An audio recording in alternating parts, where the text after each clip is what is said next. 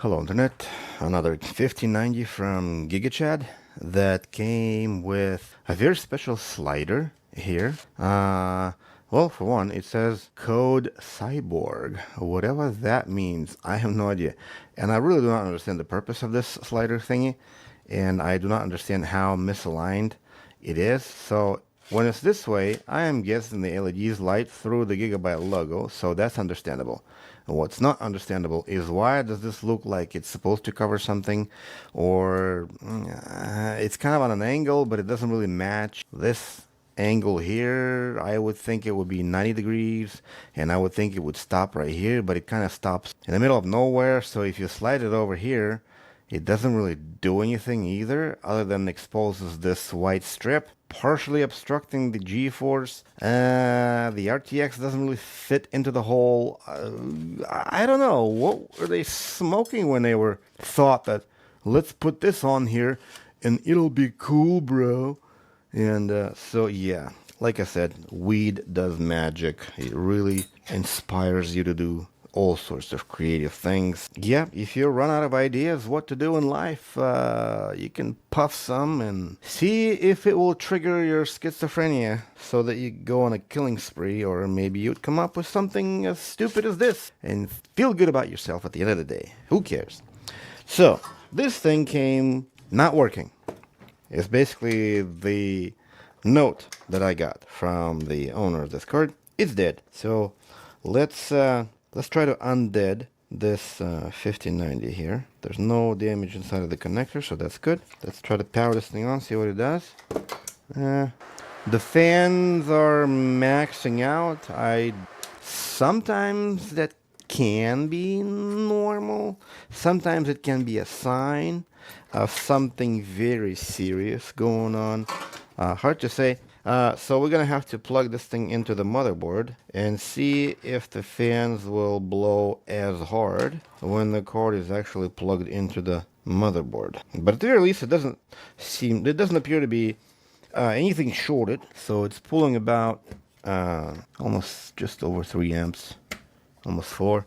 Okay, let's see if it posts. And as you can hear that the fans are blowing up 100%. So that at this point, this is definitely a sign, and that's a sign of one simple thing. And that thing is core is detached from the board. We're gonna invoice and mail this back to the customer. Don't forget to like and subscribe, and we'll do something else in the next video. And it detached to a point where the pulse width modulation signals that are telling the fan at what RPM to spin are no longer pulsing any kind of width, triggering the logic that kind of acts as a switch, the U-gate, if I'm not mistaken, to stay high. And so basically forcing the fans to go into 100% blast.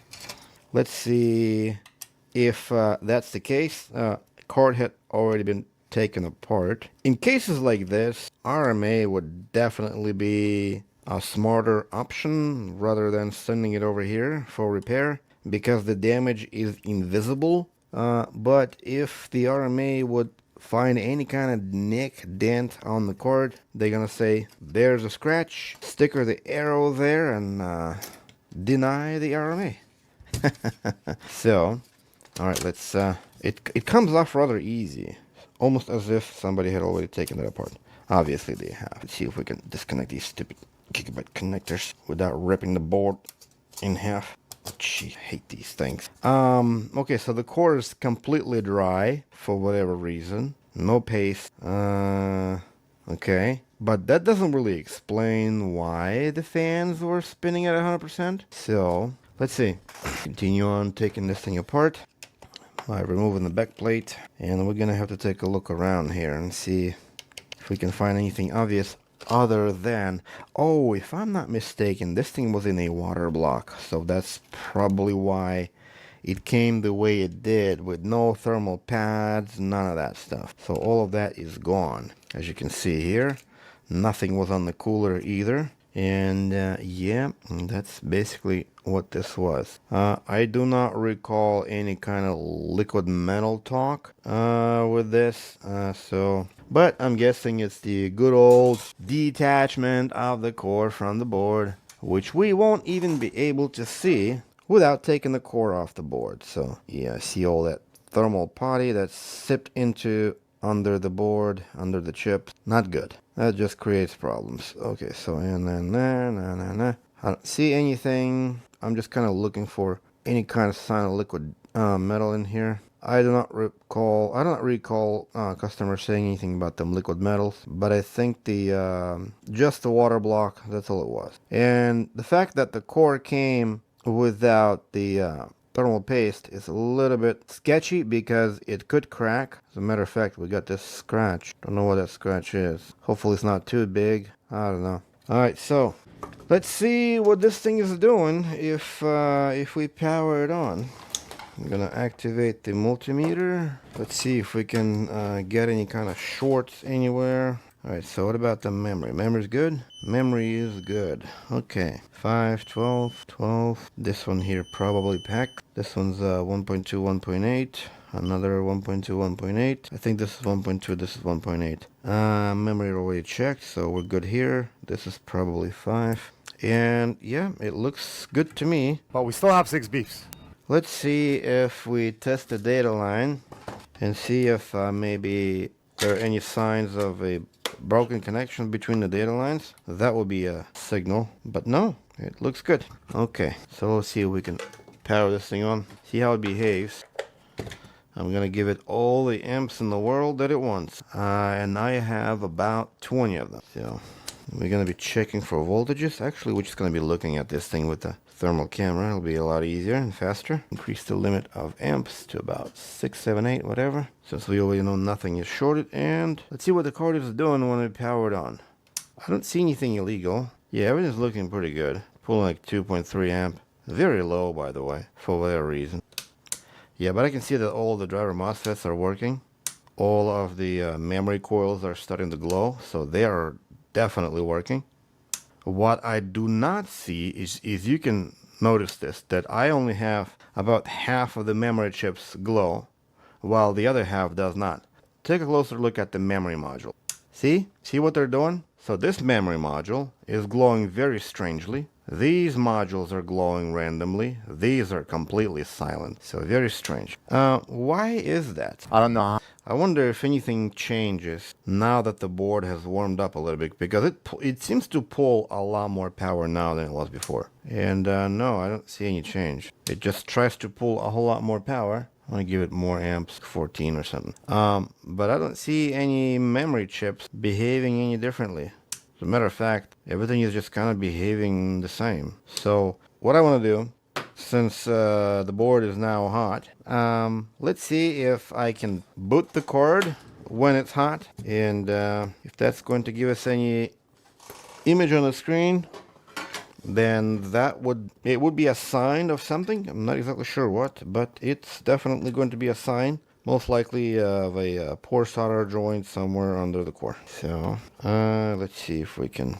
I wonder if I can boot this with the riser. Some of these cards don't like to be booted from the riser. So hopefully this one will behave. I don't know. So that's gonna go here. And all right, let's see if that posts. I probably run and check for voltages one more time. That's the memory 1.2. That's more of a appropriate memory reading. Okay, so the image, I thought it was gonna give me an image. That was interesting. It almost seemed like it was about to post. Let's try again, and then it didn't. So I'm not exactly sure what it's doing. On the thermal camera, everything is quiet, and you can hear We still have 6 beeps. that the behavior has changed.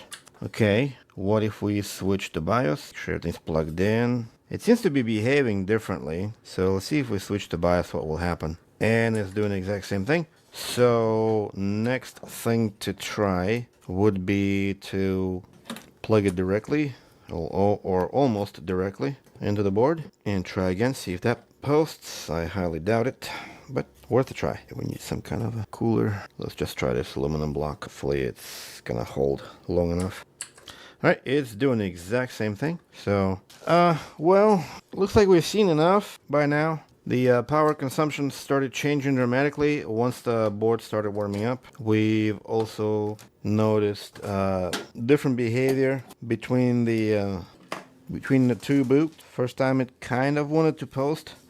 Second time it kind of didn't want it to post. Everything works except no image on the screen. So, and given the fact that the water block was involved or mentioned, I'm just gonna reball the core and take it from there, because the thing with the cores is that you have however many pads there are around the edge, at the very least, the very edge of the whole grid layout. So however many balls or pads there are, that's how many problems you could have. So if I take care of them all at once, that will get rid of all those potential areas of whatever. So that's why in this particular case, reball is probably what probably makes a whole lot of sense. And if you're getting a card that does not post, that you cannot even run a memory test, and I know I will not be able to run the memory test. It will not detect. It might detect, but it will not be able to run the memory test because of the way that my motherboard is responding to it. It just beeps a very specific way. So running the memory test is pointless, and it will not give me anything. So it's not gonna give me any errors anyway. It's just gonna give me either a software error or a no detect error or something like that. But it will not run the memory test. So let's just do what we do best. We're going to Remove the goggles and take it from there. That might actually be all there is that we need to do. Who knows? Let's hope for the best. Let's take it slow. I'll be back in a minute.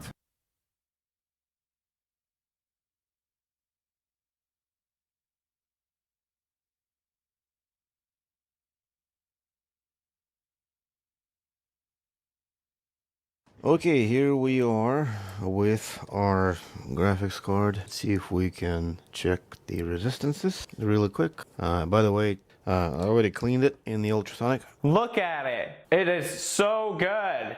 No thermal paste anywhere, or putty.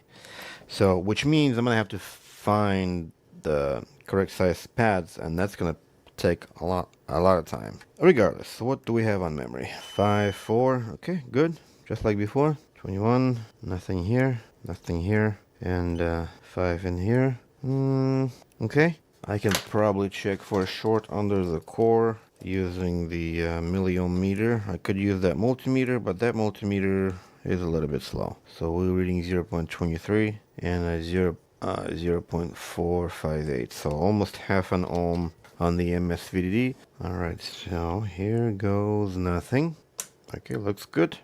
Let's give more amps. Let's have a closer look. And as you can see here, all of the memory chips are kind of more or less the same. Yep. Whereas before we only had like one side warming up, but now it's more or less even. So that's good. Don't know if that fixed anything. So there's the core. No jumping around. No, it's still doing about 175 nanoseconds for whatever reason. And the memory is still a little bit short, just 200. And nothing really changed. The motherboard is still complaining about something. Makes me wonder. Let's go and switch the BIOS. Try again. Very interesting. The reball didn't fix anything. So let's see if a different BIOS will help. Yep, come on. There we go. Alright, so one of the BIOS chips is corrupt. But we tried to run it with this BIOS before, and it wasn't working. So then I don't know which BIOS I need to flash, whether it's this one or the one on the back. So let's go ahead and I'm gonna try to flash one, see if that changes anything, and then flash the other. So I'm gonna switch over here. I'm guessing that's gonna be this chip here, though I don't know. So if this switches over here, that kind of goes over there. Yeah, I don't know which chip we're gonna be reading it off of when the switch is in this position. So it is in this position that the GPU isn't being detected. But we also ran it before in this position, and it was doing the exact same thing. So, alright, kind of makes me wonder if it was the switch that went bad and I had to switch it back and forth in order for context to be established and actually pass the signals between the BIOS chip and the GPU and the motherboard. Or I actually did need to reball this. So I hate problems like this. Either way, I'm gonna go ahead and flash. I'm gonna start flashing this chip first, see if we'll be able to get it to work in this position. And if yes, then that's going to tell us that in this position, it's gonna be using this chip. And funny enough, there's a second chip here that we could solder. It's not there either, so whatever.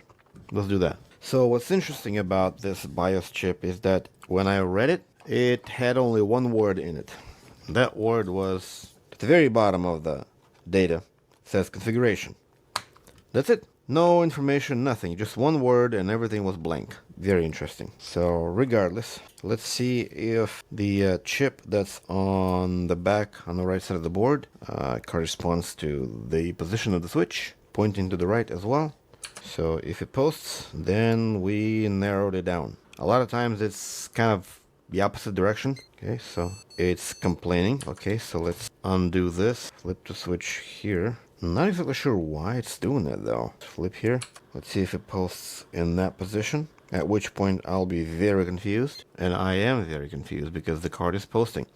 Alright, so let's repeat the exact same flashing. Wait, I'm gonna go ahead and read this chip one more time to make sure that it's okay, and then I'm going to program this one and trying to figure out what's going on in here. Who knows? I'm a bit confused right now what's going on. Why does it not work in this position, but it does work in this one? So if the chip was blank and it worked in this position, then logically you would assume it would be this chip, but I don't know. Alright, so let's see what that does. So if it would boot in this position, but it would not boot in this position. So if it would boot in this position after flashing this chip, then that's the chip that's selected by the position on the right. What?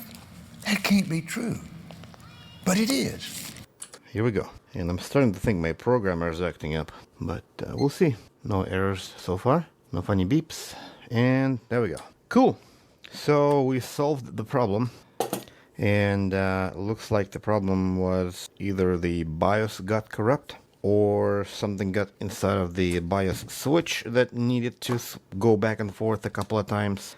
But definitely BIOS was an issue. And I may not have had to reball this to begin with. So yeah, not the first time I make a mistake like that. It's okay. At the very end, and the reason why I went straight for reball is because it was in a water block. So a lot of times water blocks apply too much tension on the board, twisting it, bending it, flexing it, and causing all sorts of issues. And so it is what it is. Either way, we got this thing fixed. I think it's gonna be fine. So I'll go ahead and put this thing together. My biggest concern right now is trying to figure out what size pads I need. That's gonna take a while. Either way, I'll put this thing together. It's gonna be a while before I'll able to do that because I have to figure out the pads, and Gigabyte here did not make it any easier, obviously. So, and customer only contributed to the problem by removing everything. So I could just apply some thermal paste in putty everywhere and just call it good, but I really want to know the size of those pads. So it is in my personal interest to find out the sizes of those pads. So either way,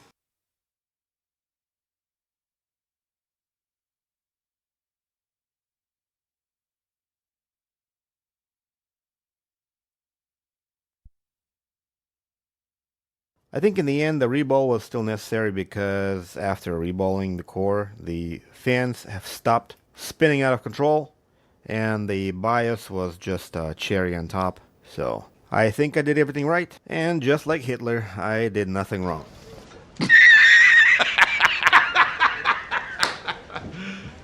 You serious? Goodbye.